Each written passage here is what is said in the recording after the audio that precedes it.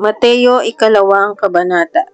Nang ipanganak nga si Jesus sa Bethlehem ng Judea, sa mga kaarawan ng haring si Herodes, narito ang mga pantas na lalaki ay nagsidating sa Jerusalem mula sa silanganan at na nagsisipagsabi, "Saan naroon ang ipinanganak na hari ng mga Hudyo? Sapagkat aming nakita ang kanyang bituin sa silanganan at naparito kami upang siya'y sambahin." Nang marinig ito ng haring si Herodes, ay nagulumihanan siya at pati ng buong Jerusalem. Ang pagkatipon sa lahat ng mga pangulong saserdote at mga eskriba ng bayan ay siniyasat niya sa kanila kung saan kaya ipanganganak ang Kristo.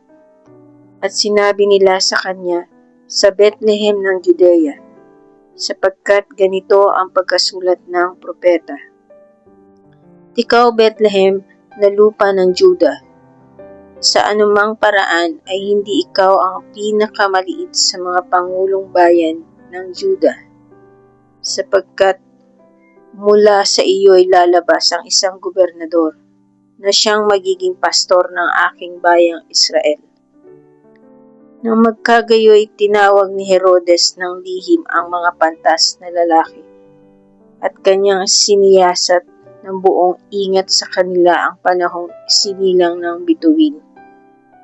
At pinayaon niya sila sa Bethlehem at sinabi, "Kayo'y magsiparoon at ipagtanong ng buong ingat ang tungkol sa sanggol. At pagkasumpong ninyo sa kanya, ay ipagbigay alam ninyo sa akin, upang ako na may makaparoon at siya'y aking sambahin." At sila, pagkarinig sa hari, ay nagsiyaon ng kanilang lakad. At narito, ang bituing kanilang nakita sa silanganan ay nanguna sa kanila hanggang sa sumapit at tumigil sa tapat ng pinaroroonan ng sanggol. At nang makita nila ang bituin, ay nangagalak sila ng di kawasang galak. At nagsipasok sila sa bahay at nang nakita nila ang sanggol na kasama ng kanyang inang si Maria. At nangapatira pa sila at nangagsisamba sa kanya. At pagkabukas nila ng kanilang mga kayamanan, ay inihandog nila sa kaniya ang mga alay, na ginto at kamangyan at mira. At palibhasa'y pinagsabihan sila ng Diyos sa panaginip na huwag silang magbalik kay Herodes. Ay nangagsiuwi sila sa kanilang sariling lupain sa ibang daan. Nang mangagkaalis nga sila, narito ang isang anghel ng Panginoon ay napakita kay Jose sa panaginip na nagsasabi, "Magbangon ka at dalhin mo ang sanggol at ang kanyang ina, at tumakas ka hanggang sa Ehipto at dumuon ka hanggang sa sabihin ko sa iyo, sapagkat hahanapin ni Herodes ang sanggol upang siya'y puksain."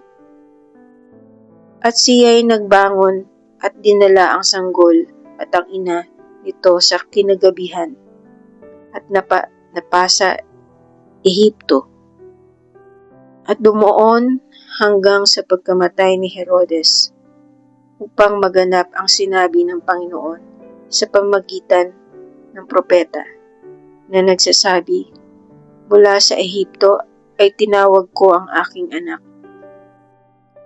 Nang magkagayon, nang mapansin ni Herodes na siya'y pinaglalaruan ng mga pantas na lalaki, ay nagalit na mainam at nagutos at ipinapatay ang lahat ng mga sanggol na lalaki na nangasa Bethlehem at sa buong palibot-libot noon, mula sa gulang ng 2 taon hanggang sa pababa, alinsunod sa panahon ng kanyang maingat na pagkasiyasat sa mga pantas na lalaki. Na magkagayoy, naganap ang sinalita sa pamagitan ng propeta Jeremias na nagsasabi, "Isang tinig ay narinig sa Rama, pananangis at kalagim-lagim na iyak. Tinatangisan ni Raquel ang kanyang mga anak, at ayaw na siyang maaliw sapagkat sila'y wala na."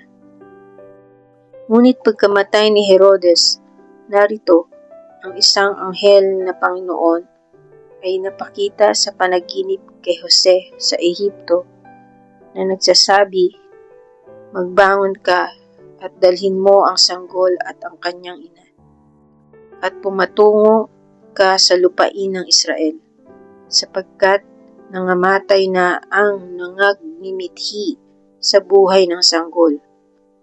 At nagbangon siya at dinala ang sanggol at ang kanyang ina, at pumatungo sa lupa ng Israel. Datapwat nang mabalitaan niya na si Arkelao ang nagahari sa Judea, na nakahalili ng kanyang amang si Herodes, ay natakot siyang pumatungo noon, at palibhas ay pinagsabihan ng Diyos sa panaginip, ay napatungo siya sa mga sakop ng Galilea. At siya'y dumating at tumahan sa isang bayang tinatawag ng Nazaret, upang maganap ang mga sinalita ng mga propeta na siyang tatawaging Nazareno.